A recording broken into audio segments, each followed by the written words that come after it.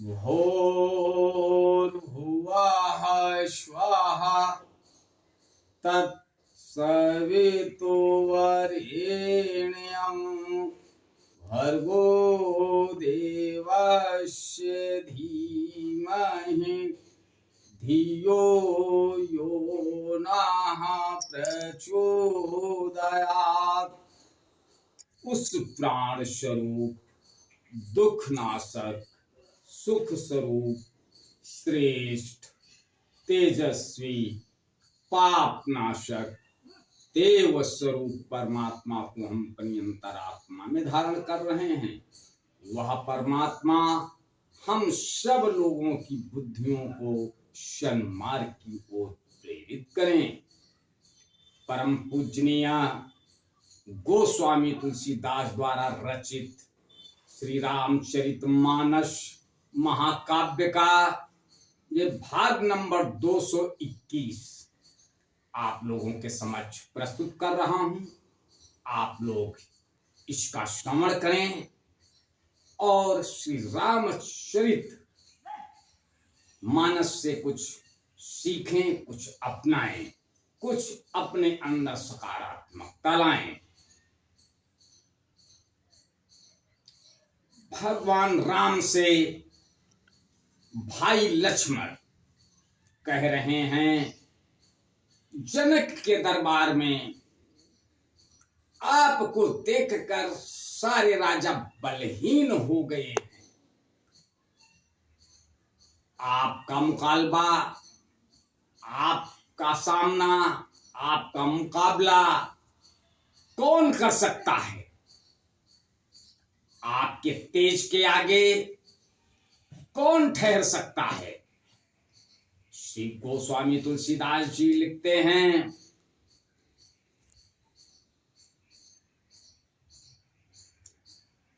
अरुणोदयं सकुचे कुमुद उठे गन ज्योति मलिन, जिमि तुम्हारी आगमन सुनी भय न पति बलहीन। अरुणोदय होने से कमुदनी सकुचा गई और तारागणों का प्रकाश फीका पड़ गया। जिस प्रकार आपका आना सुनकर सब राजा बलहीन हो गए हैं। नप सब न कत करही उजियारी, तारी न सकही चाप तम भारी, कमल कोक मधुकर खगनाना, हर से सकल निसाय अवसाना। सब राजा रूपी तारे उजाला यानी मंद प्रकाश करते हैं, पर वे धनुष रूपी महान अंधकार को हटा नहीं सकते। रात्रि का अंत होने से जैसे कमल, चकवे, भौरे और नाना प्रकार के पक्षी हर्षित हो रहे हैं, ऐसे ही प्रभु सब भगत तुम्हारे, हुई है टूटे धनुष सुखारे। उयौ भानु बिनु श्रम तमनासा, दूरे नकत जग तेजु प्रकाशा। वैसे ही हे प्रभु आपके सब भक्त धनुष टूटने पर सुखी होंगे।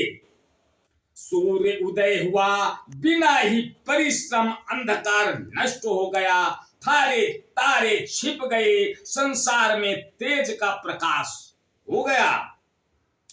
रवि निज उदय ब्याज रघुराया, प्रभु प्रताप सब नृपन दिखाया। तब भुज बल महिमा उद्घाटी, प्रगति धनु विघटन परिपाटी। हे रघुनाथ जी, सूर्य ने अपने उदय के बहाने सब राजाओं को प्रभु आपका प्रताप दिखलाया है। आपकी भुजाओं के बल की महिमा को उद्घाटित करने, खोल कर दिखाने के लिए ही धनुष तोड़ने की यह पद्धति प्रकट हुई है। बंधु बचन सुने प्रभु मुस्काने, कौशिक मुनि पही तुरत पठाए। जनक विनय तिन्हा आई सुनाई, हरि से बोली लिए दो भाई। तब जनक जी ने सतानंद जी को बुलाया और उन्हें तुरंत ही विश्वामित्र मुनि के पास भेजा। उन्होंने आकर जनक जी की विनती सुनाई। विश्वामित्र जी ने हर्षित होकर दोनों भाइयों को बुलाया। सतानंद पद बंदे प्रभु, बैठे गुर पही जाई। चलहु तात मुनि कहो तब, पठवा जनक बुलाई। सदानंद जी के चरणों की वंदना करके प्रभु श्री राम जी गुरु जी के पास जा बैठे। तब मुनि ने कहा, हे तात चलो, जनक जी ने बुला भेजा है। मासा पारायण 8वां विश्राम यहाँ समाप्त होता है। आगे 9वां पारायण दूसरा विश्राम अगले भाग में। तब तक के लिए जय श्री राम। ओ